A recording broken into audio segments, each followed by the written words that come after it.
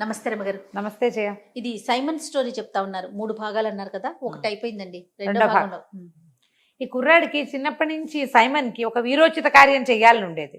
ఇప్పుడు ఈ పిల్ల అందగత్తి కదా, ఆ దయ్యాన్ని పారద్రోలి ఈ పిల్లని చేసుకుంటే సూపర్గా ఉంటుంది కదా, మంచి సెటిల్మెంట్. సెటిల్మెంట్ గొప్ప.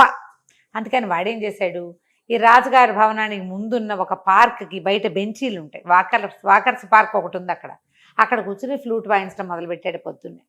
ఆ అమ్మాయి రాత్రంతా ఏడ్చి రాకుమార్తె తెల్లవారుజామున ఎప్పుడో పడుకుంది. రాత్రి తల పట్టేయదు. తెల్లారేసరికి అటా నిద్రమోహంతో లేస్తే చక్కటి భూపాల రాగం లాంటి ఒక మంచి మార్నింగ్ గ్లోరీ వినిపిస్తుంది అనమాట. మన వాళ్ళు భూపాల రాగాలు వాయిస్తారు, పొద్దున్నే మార్నింగ్ గ్లోరీ వాయిస్తున్నాడు వాడు. ఆ ట్యూన్కి ఆ అమ్మాయి చాలా రిలాక్స్ అయిపోయింది. ఎంత బాగుంది సంగీతం, ఎంతో బాగుందని గబగబా తండ్రి దగ్గరికి వెళ్ళి, నాన్న ఎవరో ఫ్లూట్ వాయిస్తున్నారు, మన భవనంలో కాదు బయట ఎక్కడో, వాడెవడో పిలిపించినాడు, నా తలనొప్పి తగ్గిపోయింది అన్న పొద్దున్నే అనగా ఆయన సంతోషించాడు. పిల్ల పాపం పొద్దున్నే ఫ్రెష్గా లేచి తలనొప్పి లేదు తగ్గిపోయింది అనేసరికల్లా ఆయన ఆనందంతో గబగబా వరే ఎవర్రా వాడు ఎవరినో పిలుచుకురంటారు అన్నాడు. పిలుచుకొచ్చేసరికల్లా ఆ అబ్బాయి లోపలికి వచ్చాడు. ఏది బాబు ఇందాక వాయిస్తున్నావు, మళ్ళీ వాయించంటే ఫ్లూట్ వాయించాడు. ఆ అమ్మాయి ఆమె, నాన్న ఎంత బాగుందో, మన దగ్గరే ఉంచుకుందా నాన్న, రోజు వింటాను, తలనొప్పి తగ్గిపోతుంది అని అనేసరికల్లా రాజుగారు అడిగాడు, బాబు మా దగ్గర ఉంటావా రాజభవనంలో, మా అమ్మాయికి అసలే తలనొప్పి అనేసరికల్లా, తప్పకుండా నేను అలాంటి ఉద్దేశంతో వచ్చాను అన్నాడు. అనేసరికల్లా యువరానికి ఎందుకండి తలనొప్పి అని అడిగాడు. ఏం చెప్పాను నాయన మా కష్టాలు అని మా నాన్నగారు అనగా, నేను విన్నానండి అదంతా, ఇంత చక్కగా ఉన్న రాకుమార్తెకి ఈ కష్టమేమిటి, అదే కదా, మీరు ఇంత అద్భుతమైన వ్యక్తి, మీలాంటి వాళ్ళకి రావాల్సిన కష్టం కాదు, ఆ దయ్యాన్ని వదలగొట్టి ఈ అమ్మాయిని నేను పెళ్లి చేసుకుంటానండి అన్నాడు. అనేసరికల్లా పిల్ల కొంచెం సంతోషం వచ్చింది, కానీ భయం వేసింది. ఇప్పటికి 12 మంది పోయారు, ఫ్లూట్ వాయించేవాడిని చెడగొట్టుకుంటే ఎట్లా అని కొంచెం బెంగపెట్టుకుంది. కానీ తండ్రికి కళ్ళు ఆర్పింది, వద్దని. ఫ్లూట్ అయినా ఉంటుంది కదా అని. ఆయనేమో వద్దునైనా చక్కగా అందంగా ఉన్న ఒక కుర్రవాడివి, మా నాన్నగారు అసలు సహజంగానే దుర్మార్గుడు, దయ్యమయ్యాక ఇంకా క్రూరుడైపోయాడు, 12 మందికి పొట్టలు పెట్టుకున్నాడు, నువ్వు లక్షణంగా ఉన్నావు, ఏ తల్లికి బిడ్డవో, ఉండునైనా వద్దునైనా అంటే, కాదండి మీకేం భయం లేదు, నేను చూస్తా కదా అని చెప్పి ఒప్పించాడు. నేను చిన్నప్పుడు చాలా చేశా ఇలాంటివి అన్నాడు. ఆయన మాత్రం ఏం చేస్తాడు, ఎవరో ఒకళ్ళు పిల్ల పెళ్ళి అవుతుందని ఆశ, అంతేగా తండ్రిగా. సరే అక్కడి నుంచి ఏం చేశారు, మర్నాడు బండెక్కిచ్చారు. ఆ పూట సాయంకాలం అట్లా బండెక్కిచ్చి పంపించారు. రాజభవనం పైన ఇట్లా కొండ మీద ఎత్తుగా ఉంది, వీళ్ళు కింద ఇల్లు కట్టుకున్నారు, పెద్ద ఇల్లు. బండివాడి తీసిపోయి దింపాడు. వాడు మంచి హుషారుగా వెళ్ళి తాళం తీసుకొని లోపల పోయి కూర్చున్నాడు. చీకటి పడేసరి కల్లా ఆ లోపలంతా దుమ్ము, పెద్ద మందిరం, అన్ని పరదాలు, పెద్ద పెద్ద చిత్తరువులు, బంగారంతో చేసిన కొన్ని విగ్రహాలు, దీపపు కుందులు, క్యాండిల్స్ అన్నమాట, క్యాండిల్ స్టాండ్స్, అద్దాలు, ఎంత బాగుందో కళాత్మకంగా. వాళ్ళు అంతా దుమ్ము. వీడేం చేశాడు, జేబురుమాలతో ఓ చోట దుమ్ము దులుపుకొని ఒక కుర్చీలో కాలు మీద కాలేసి కూర్చుని, అక్కడ ఒక పక్కన లైబ్రరీ కూడా ఉంది, పోయి ఓ పుస్తకం తెచ్చుకున్నాడు. దాని మీద కూర్చొని పుస్తకం చదువుకోవటం మొదలుపెట్టాడు. చీకటి పడేసరికి లోపలికి ఒక నల్లటి వికృతాకారం ఒకటి వచ్చింది, పొడుగ్గా ఉంది, పెద్ద బవిరిగడ్డం, కళ్ళు మాత్రం జ్యోతుల్లాగా ఉన్నాయి, ఎంత నలుపో, కారు నలుపు. ఓ లోపలికి వస్తూనే వీడిని చూసి, ఎవడరా నువ్వు, అసలు నా పేరు చెప్తేనే జనాలు హడిలిపోతారు, నా ఇంట్లోకి వచ్చి నేను కూర్చునే కుర్చీలో కూర్చున్నావు అంటే, వీడేమన్నాడు, ఏముందండి పెద్ద ఖాళీగా ఉంది ఇల్లు, ఎక్కడ కూర్చుంటే ఏమిటి, ఎక్కడ కూర్చున్నా ఒకటే, పైగా మీ గురించి చాలా విన్నాను, అదేమిటో చూద్దామని వచ్చాను, మీరు ఇదివరకు ఏమన్నా వికృతాకారంగా ఉండేవారేమో, ఇప్పుడు మీకు అంత లేదన్నాడు. మామూలుగానే ఉన్నారు, మిమ్మల్ని చూసి గుండెట్టా పగులుతుంది ఎవరికైనా, ఏముంది మీలో, ప్రత్యేకంగా కళ్ళు మొహం అన్నీ ఉన్నాయి, మనుషులకు ఉన్నట్టే, కాస్త కళ్ళు కాస్త పెద్దవి కాస్త మెరుస్తున్నాయి అంతే కదా, మీకు అంత లేదండి, నాకేం భయం గీయం ఏమీ లేదు, ఇలాంటి వాళ్ళని చాలామందిని చూశానంటే ఆయన తెల్లబోయి సరేరా ఈ మండపం అంతా మందిరం అంతా చూపిస్తాను, ఈ తాళాలు గుర్తు పుచ్చుకో అన్నాడు. ఆనంగానే వీడికి ఏమనిపించింది, చచ్చినా దాని చేతికి చెయ్యనిచ్చుకోడు. ఓహో, ఏమన్నాడు, నేను ఎందుకు చేస్తా, ఈ ఇల్లు చూడడానికి వచ్చాను కానీ మీ వస్తువులు మీ పని చేయడానికి నేను ఏమైనా పని మాడినట్టండి మీకు, అలాంటివి ఏం కుదరవు, ఏమన్నా చూపిస్తానంటే చూపించండి, మీ తాళాలు మీరే మోసుకోండి, మీరే తీసుకోండి, నాకు అక్కర్లేదు, చూపిస్తే చూస్తా, లేకపోతే ఇదిగో లైట్ వెలిగించానుక పుస్తకం చదువుకుని ఇక్కడ ఉన్న చల్లగాలి పీల్చి కొండ మీద గాలి వెళ్ళిపోతా అనేసరికి, అంత సులువా ఇక్కడి నుంచి వెళ్ళిపోతా అన్నట్టు, నన్ను ఎవడాపుతాడండి అన్నాడు వీడు. నన్నెవడు ఆపుతాడు, నన్నెవరు ఆపేదేం లేదంటే సరే నీ గదిలో నేను చూపిస్తాను రా అన్నాడు. ఒక్కో గది వెళ్ళి తాళం తీయటం మొదలుపెట్టాడు. ఈ ఒక్కొక్క గదిలోకి ఆయన వెళ్తుంటే ఆ నల్లటి నలుపు విరిగి కొంచెం తెల్లబడ్డం మొదలుపెట్టింది బాడీ పైనుంచి ఆయనకి. ఎన్ని గదులో ఒక్కో గదిలోకి వెళ్తుంటే కొంచెం కొంచెం కొంచెం కొంచెం ఇంచి చొప్పున మొత్తం తెల్లబడిపోతాం. గడ్డం కూడా తెలిపి వచ్చేసింది. బాడీ అంతా తెల్లబడిపోయింది. అదేంటంటే ఒక గాలిలాగా కదులుతున్న ఆకారం నల్లగా ఉంది, ఇప్పుడు తెల్లబడి అక్కడి నుంచి ఆఖరి గదిలోకి తీసుకుపోయాడు. ఇది ఆఖరి గది, దీని తాళం తీయి అన్నాడు. అనగానే తాళం తీసుకోకూడదు అనిపించింది కుర్రాడికి. నేను ఎందుకు తీస్తాను, ఇన్ని తాళాలు తీసిన వాళ్ళు అది తీయలేరా, అది కూడా తీయండి మీరే అని అన్నాడు. ఆఖరి తాళం తీస్తే అందులో నుంచి దుర్వాసన వచ్చింది. 12 శవాలు ఉన్నాయి లోపల. ఓహోహో. ఈయన పూర్తిగా తెల్లగా అయిపోయాడు. ఆయన ఎక్కడి నుంచి ఏం చేశాడు, గొడ్డలు తీసుకొచ్చాడు. నాయన నువ్వు ధైర్యశాలివి, ఎవడో ఒకడు నాకు ఇక్కడి నుంచి విముక్తి ఇవ్వాలి, ఈ గొడ్డలు తీసుకో, నా మెడ కొట్టేసి ఒక దెబ్బ నన్ను కొట్టేయాలి. నన్ను కొట్టలేక నన్ను చూసి భయపడి నాకు ఆ వికృతాకారాన్ని తెచ్చారు వీళ్ళంతా.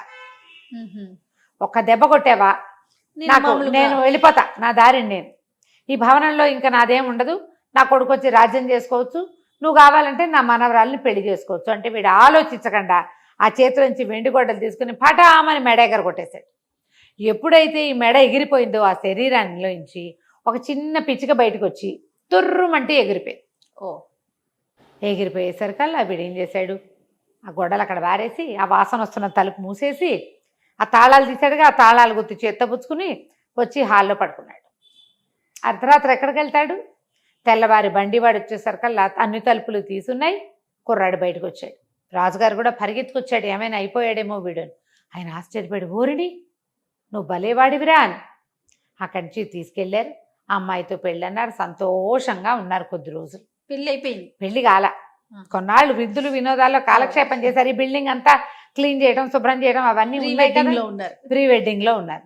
అక్కడి నుంచి కుర్రాడు అన్నాడు, నేను చాలా సంవత్సరాలు అయిపోయింది, నేను మీ ఇంట్లో నుంచి వచ్చేదాన్ని 2-3 ఏళ్ళు అయిపోయింది, మరి మా అమ్మ నాన్నని చూసి రావాలి, నేను వాళ్ళని వెళ్ళి తీసుకొస్తా పెళ్ళికి, నేను ఒక్కడనే కొడుకుని అని చెప్పాడు. చెప్పేసరికల్లా సరే వీళ్ళు ఏమన్నారు, యువరాణి అంది, నువ్వు వెళ్ళిపోయి మళ్ళీ రాపోతే అంది, ఏం కాదు గడువు పెడతా 15 రోజులు 24 రోజులు, నేను రాపోతే నువ్వు రా, నువ్వు వచ్చి ఇదిగో ఇది దారి, మా ఊరిది, పోలాండ్ మధ్యలో నుంచి ఇట్లా వెళ్ళాలని దారి మ్యాప్ అన్నీ గీసిచ్చాడు. తండ్రి పేరు, ఊరి పేరు, ఊళ్ళో పెద్దవాళ్ళ పేర్లు, అన్ని పేర్లు రాసిచ్చాడు. వాడేమో అబద్ధం చెప్పటల్లా. అక్కడి నుంచి కుర్రాడితో పాటు మంది మార్బలం బయలుదేరారు కొంతమంది. మరి రాకుమారుడు అయ్యాడు కదా రాజకుమార్తెకి భర్త. మంది మార్బలం బయలుదేరేసి తీసి కొన్ని గుర్రాలు, కొంత డబ్బు, మరి పనివాళ్ళు ఓ 15-20 మంది దాకా బయలుదేరారు. గుర్రాలు వేసుకుని వెళ్ళటం మొదలుపెట్టారు. వాడు నెలల తరబడి ఆ ఊరు ఈ ఊరు దాటుకుంటూ ఇక్కడికి వచ్చాడు. మరి వెళ్ళాలంటే అంతే సమయం పడుతుంది కదా. పోలాండ్ రాజుగారి కజిన్ బ్రదర్ ఈ రాజుగారు. ఓహో. రాజు రాణి ఉన్నారు ఇక్కడ. అక్కడి నుంచి కుర్రాడు బయలుదేరేసరికల్లా ఏమైంది, ఒక అడవి దారి పట్టారు. అడవి దారి పడితే అడవి దారిలో ఒక సత్రం ఉంది. సత్రం ఎవరండి, సత్రం యజమాని కనుక్కున్నాడు, మీరెవరు, ఎక్కడి నుంచి వెళ్తున్నారు, ఏం చేస్తున్నారు అని అన్నీ అనుకుని దొంగల దారి బాబు ఇటు వచ్చారంటే మాకేం భయం లేదు, సైనిక పటాలం ఉంది, 20 మంది ఉన్నారు, నేను స్వయంగా వీరుణ్ణి, నేను ఏమైనా చేయగలను, డామ్డేమని చెప్పాడు మన కుర్రాడు. చెప్పిన తర్వాత ఏమైంది, అర్ధరాత్రి అయింది. ఇది సత్రం యజమాని దారి దోపిడీ దొంగలకి ఫ్రెండ్. ఓహో. అసలు దారి దోపిడీ దొంగలు ఉండే సత్రం అది, ఎక్కువగా వాళ్ళకే అది ఆవాసంగా ఉంటుంది. వాళ్ళు కొట్టుకొచ్చినవి వీళ్ళకి వాటా ఇస్తారు. వాడేం చేశాడు, ఆ దోపిడీ దొంగలకు కబురు చేశాడు. ఒక చిన్న పటాలం 20-25 మంది సైనికులు ఉన్నారు, ఒక కుర్రాడు ఉన్నాడు, రేచులా ఉన్నాడు, కానీ వీళ్ళ దగ్గర బోల్డు డబ్బు ఉంది, నగలు నాణ్యాలు చాలా ఉన్నాయి, గుర్రాలు ఉన్నాయని కబురు చేసేసరికల్లా వీళ్ళు సుష్టుగా తిని పడుకున్నారు. వీళ్ళకేం తెలుసు, సత్రం కదా అనుకున్నారు. వీళ్ళు నిద్రలో ఉండగా దారిదోపిడీ దొంగలు వచ్చి పడిపోయారు. పడిపోయి ఈ 15-20 మందిని హతమార్చేశారు, గుర్రాలను స్వాధీనం చేసుకున్నారు. లోపలికి వచ్చి కుర్రాడి మీద కత్తి విసిరారు. దూరం నుంచి విసిరేశారు పడుకున్న వాడి మీద. వాళ్ళకేం ఫైటింగ్ చేసే ఉద్దేశం లేదు, దెబ్బ తగలలేదు, కానీ వీడి చేతికి గుచ్చుకుంది. వాడికి తెలిసిపోయింది ఎవరో వచ్చారని. తీరా వాడికి ఏం అర్థమైంది, బయట ఏమి సద్దు లేదంటే 20 మంది పోయారనమాట. ఇప్పుడు తను కదిలితే వాళ్ళు 50 మంది ఉన్నారు, తను వేసేస్తారు. కదలకుండా ఉండిపోయాడు. వాళ్ళు లోపలికి వచ్చి చిన్న దీపపు వెలుగులో వీడిని చూసి చచ్చిపోయినట్టు పడుంటే చచ్చాడు అనుకుని ముట్టుకుంటే చేతుకున్న రక్తం తగిలింది. నెత్తురు తగులుతోంది, చచ్చిపోతాడు కాసేపటి స్పృహ తప్పినట్టున్నాడని వీడు ఉంగరాలు మెళ్ళలో ఉన్నవి తర్వాత ఏమో బట్టలు సమస్తం తీసేసుకున్నారు. ఉమ్. తీసేసుకుని బయలుదేరి వెళ్ళిపోయారు. వాళ్ళు ఎప్పుడైతే బయటికి వెళ్ళారో మన కుర్రాడు కూడా వాళ్ళ వెంబడబడి బయటకు వచ్చేసాడు. వీడు ఒంటి మీద పైన వేసుకునే ఒక షర్టు లాంటిది ఏమంటారు మన రాత్రిపూట వేసుకుంటారు కదా, చిన్న మ్యాక్సీ మోకాళ్ళ దాకా ఉండేది, ఇట్లా పైనుంచి తొడుకునేది, అదే. హౌస్ గౌను ఉమ్. అంతే ఉంది. ఉమ్. వాళ్ళ వెనకాల పడి నడుచుకుంటూ వచ్చేసాడు. వస్తే ఈ దొంగలకి ఒక అడవిలో ఒక రహస్య మార్గం ఉంది. ఆ రహస్య మార్గంలోకి ప్రవేశించారు. వీడు కూడా అదే రహస్య మార్గంలోకి వెళ్ళిపోయాడు లోపలికి. వాళ్ళ వెనకాల పడి వెళ్ళేసరికల్లా వాడికి ఏమర్థమైంది, ఆ రహస్య మార్గంలోంచి బయటికి వెళ్తే తన ఊళ్ళోకి వెళ్తారు. ఓహో. అది తన స్వగ్రామానికి దగ్గర. వాడికి ఆ దారులని తెలుసు కదా, పెద్ద పిల్లాడు కదా వాడు. చూసుకుని అక్కడి నుంచి ఏముంది, ఒంటి మీద ఏమీ లేవు, కర్రా పుల్లా కత్తి ఏమీ లేవు, ఉమ్. ఈ చొక్కా తప్ప.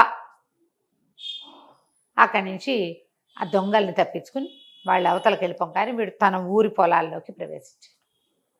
ఎవరో కొందరు రైతులు కూలీలు కనపడ్డారు. వీడిని గుర్తుపో, ఓహోయ్ సైమన్ వచ్చావా అని పలకరించి, ఏమిటో సైనికాధికారి అయిపోయావుటి, ఈ గుడ్డలేమిటి, ఈ అవతారం ఏమిటి, ఇదేమిటి, జబ్బకా దెబ్బ ఏమిటి అని ఎక్కిరిచ్చి వేళాకోళం చేస్తే వాడు వాళ్ళని బతిమలాడుకున్నాడు. అరే బాబు అన్నీ వచ్చాయిరా, దొంగలు పడ్డారు, వాళ్ళ వెనకాల పడి వచ్చాను. అవును ఇది దొంగల దారే వాళ్ళకి తెలుసు.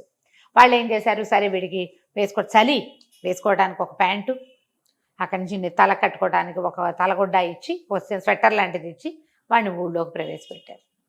ఇంటికి వెళ్ళేసరికి నా తండ్రి ఇంట్లో లేడు. వాళ్ళ అమ్మ వీడిని చూసి కావలించుకొని, నాయన బతికే ఉన్నవరా నాయన అని అన్నం పెట్టి పడుకోబెట్టింది.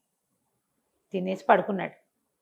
ఇప్పుడు ఎంత దూరమో నడిచి వచ్చాడు కదా రాత్రి చల్లో.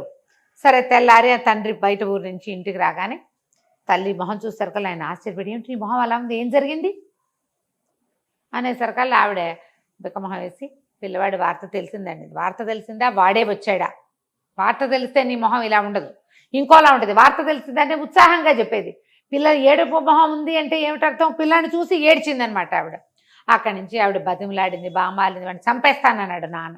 చంపేయద్దు, ఏదైనా ఒక పని చెప్పి ఇంట్లో ఉంచుకుందాం అని చెప్పి బతిమలాడి కాళ్ళు పట్టుకున్నంత పని చేస్తే, సరే సైమన్ని బయటికి పిలిచి 4 చెంపకాయలు కొట్టి వాళ్ళ నాన్న ఒక 20 మేకలు అప్పచెప్పాడు. మేకలతోలే వాళ్ళు ఏ బట్టలు వేసుకుంటారో ఆ బట్టలు తెప్పించి ఇచ్చాడు. ఈ గుడ్డలతోటి ఉండు. వాడు ఏం చెప్పలేదా, చెప్పినా ఆయన నమ్మడు, చెప్పాడు, చెప్పినా ఆయన నమ్మలేదు, అబద్ధాలు అనుకున్నాడు. ఎందుకంటే వాడు ముందు జమేదారు సుబేదారు సైనికాధికారి అబద్ధం చెప్పాడు. అందుకని ఇప్పుడు యువరాణి సంగతి చెప్తే నాన్న ఏం నమ్ముతాడు, అదే కదా, నమ్మడు కదా. అక్కడి నుంచి మేకలను తోలమన్నాడు. వీడు ఏం చేస్తాడు పాపం, ఏం చేయలేడు. తండ్రి మాట కాదన్న వాడికి విలువ లేదు. తన ఊళ్ళోకి వచ్చాక తండ్రి మాట వినాల్సిందే, పైగా అట్లాంటి ప్రాక్టీస్ వాడికి.